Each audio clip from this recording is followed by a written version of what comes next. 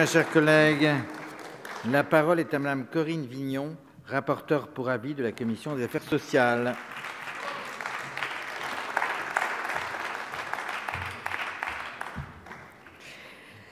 Monsieur le Président, Messieurs les ministres, mes chers collègues, pour la deuxième année consécutive, j'ai l'honneur de vous présenter mon avis sur les crédits de la mission régimes sociaux de retraite ainsi que sur le compte d'affectation spéciale pension.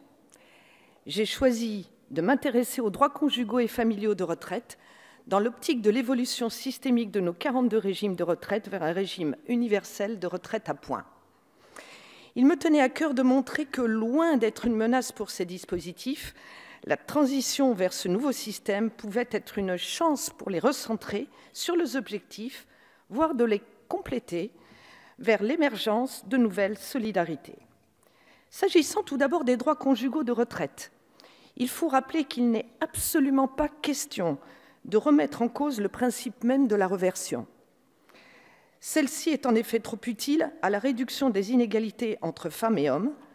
Elle porte en effet la pension moyenne globale des femmes à 75% de celle des hommes, alors que sans la réversion, la pension moyenne de droit direct des femmes ne représenterait que 60% de celle des hommes. Cependant, il sera nécessaire d'adapter les modalités de la réversion dans ce nouveau système sur une période de transition très longue afin de simplifier, d'harmoniser les 13 modèles d'attribution existants dont la complexité nuit à la prévisibilité des droits pour les assurés. Une très large majorité des personnes que j'ai entendues appellent de leur vœu une convergence des règles de réversion dans le cadre de la réforme qui tiennent compte des évolutions de la nuptialité et des modèles familiaux. Est-il légitime ou non de subordonner la réversion à une condition d'âge, de ressources, de durée de mariage ou de non-remariage? Si l'universalisation des règles de réversion est essentielle, elle ne doit pas, de mon point de vue, conduire à l'abandon d'un autre principe, celui des réversions au profit des orphelins. Ce dispositif existe aujourd'hui dans des régimes de la fonction publique, de la SNCF, des marins ou des mines, et il serait certainement intéressant d'envisager sa généralisation pour les 500 000 orphelins que compte notre pays. Le coût de cette mesure pourrait être raisonnable quand on sait que pour l'ensemble de la fonction publique d'État, les dépenses au titre des réversions au profit des orphelins ont représenté l'an dernier moins de 100 millions d'euros sur une masse totale de ces pensions d'environ 55 milliards d'euros. Une telle généralisation serait bien la preuve que le passage à un système de retraite en points n'est pas synonyme d'un alignement par le bas et peut être une opportunité de faire émerger des solidarités nouvelles. Ce pourrait être aussi le cas s'agissant des droits familiaux de retraite, qui sont utiles à la réduction des inégalités sociales et des écarts de pension entre femmes et hommes. En effet, les majorations de durée d'assurance, les MDA, accroissent les pensions féminines d'environ 10% et l'assurance vieillesse des parents au foyer, la VPF, d'environ 5%.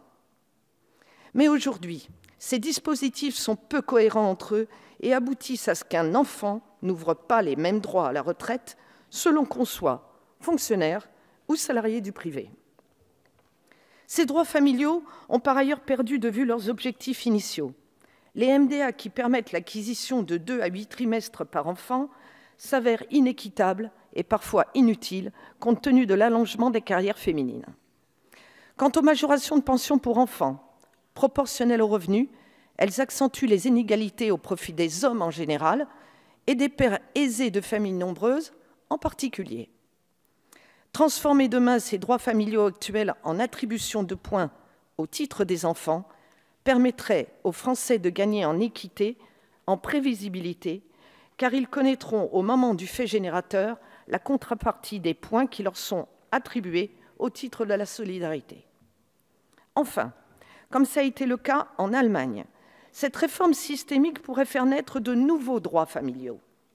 Je pense tout particulièrement aux proches aidants, majoritairement des femmes, qui sacrifient tout ou partie de leur activité professionnelle pour soutenir une mère en perte d'autonomie ou un fils en situation de handicap. Vous le savez, messieurs les ministres, les aidants ne doivent pas subir la double peine en devenant les deuxièmes victimes de la maladie des aidés. Ainsi, soutenir une réforme sécurisant la pension des aidants familiaux qui font le choix du cœur au détriment de leur carrière me semble correspondre au vrai projet de société français, celui qui place en son système de retraite le lien fraternel qui unit les citoyens les uns aux autres, la solidarité. Je vous remercie. Merci.